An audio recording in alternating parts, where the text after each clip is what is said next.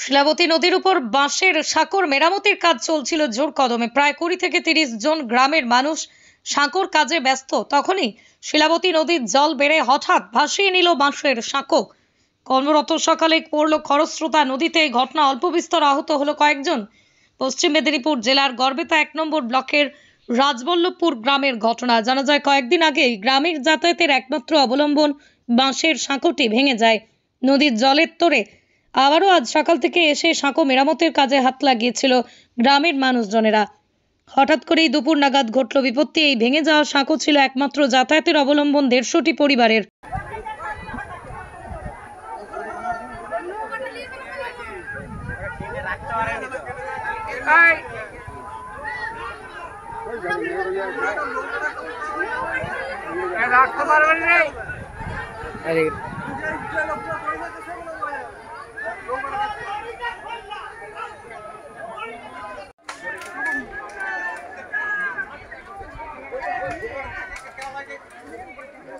এইটা কি আবার ঝড় বেঁচে যায় না সবাই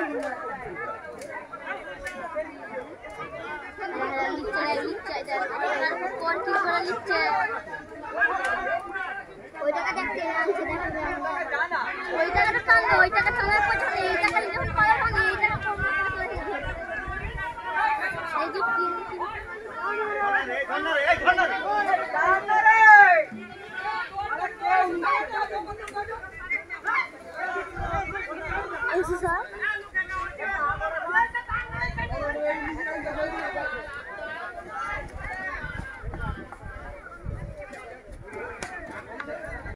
রাজবল্লভপুর গ্রামবাসীদের একমাত্র যোগাযোগের মাধ্যম হলো আমাদের যে নদীঘাটে যে শিলাবতী নদীর যে বাঁশের সাঁকো সেইটি। এটি আমরা গ্রামবাসীরা নিজেরাই বানাই, প্রতি বছরই বানাচ্ছি, বেশ কয়েক বছর ধরে কাজ হচ্ছে। এবারেও আর প্রতি বর্ষায় হচ্ছে আমাদের এই বাঁশের সাঁকোটি ভেঙে যায়।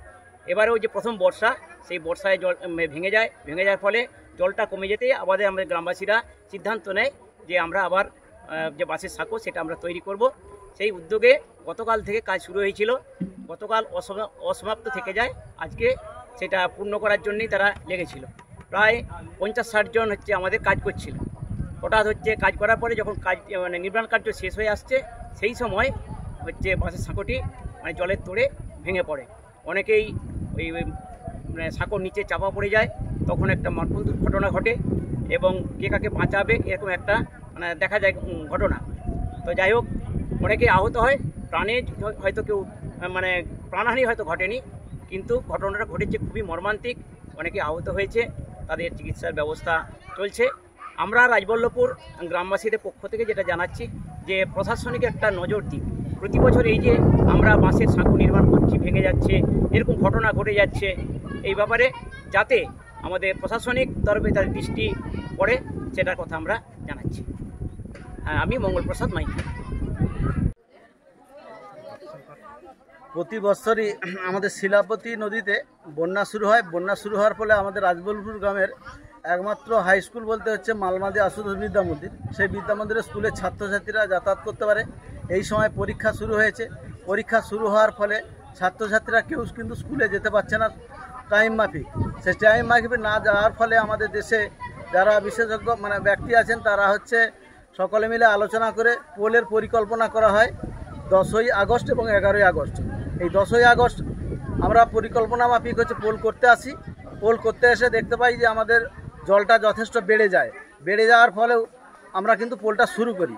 পোলটা শুরু করার ফলে গতকাল অর্থাৎ 10ই আগস্ট হচ্ছে আমাদের পোলটা নির্মাণ কাজ হয়েছিল। হওয়ার ফলে আর হয়তো 30 ফুটের মতো বাকি ছিল। সেই বাকি কাজটি সম্পন্ন করার জন্য আমাদের গ্রামের যে 150 ঘর বসতি আছে, সকলেই হচ্ছে নিজ উদ্যোগে স্বেচ্ছাশ্রম দিয়ে আবার কিন্তু আমরা পরিকল্পনাভাবে কাজে নেমে পড়ি।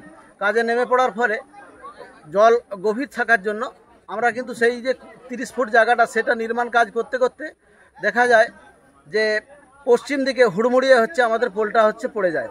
পড়ে যাওয়ার ফলে পোলটা নির্মাণ করছিল 50-60 জন কর্মী এবং আমরা সহযোগিতা করছিলাম। পাশ থেকে বাঁশ কাঠ দিয়ে যে সহযোগিতা হচ্ছিল, তার ফলে হচ্ছে 50-60 জন কর্মী কিন্তু অগভীর জলে তলিয়ে যায়। তলিয়ে যাওয়ার ফলে কিছু 10-15 জন মানুষ হচ্ছে আহত হয়। একজনের হাত ভেঙে যায়, একজনের মাথাতে আঘাত লাগে। আঘাত লাগার ফলে তার দিকে স্থানীয় গড়বেতা হসপিটালে নিয়ে জানার ব্যবস্থা করা হচ্ছে এবং যা হোক করে উদ্ধার করা হয়েছে। হত হয়নি, মোটামুটি 10-15 জন আহতই হয়েছে। আপনার নামটা বলুন। আমার নাম সুপ্রকাশ মাইতি। আমি হচ্ছে এই 150 জনের মধ্যেই একজন হচ্ছে গ্রামেরই প্রতিনিধি। গোলটা করতে করতে ভাঙা গেল, দিয়ে এবারে পড়ে গেল, ধরে চাপা পড়ে গেল। দিয়ে তারপরে সবাই বার করলো এনে। আপনার নাম? তারাপদ মান্না, বাবার নাম পরেশ মান্না। চোখে ঝাপসা দেখছেন? সামনের ছোট লেখা পড়তে অসুবিধা হচ্ছে? অতি সত্বর যোগাযোগ করুন Nayandeep eye care centre, Daspur বাজার।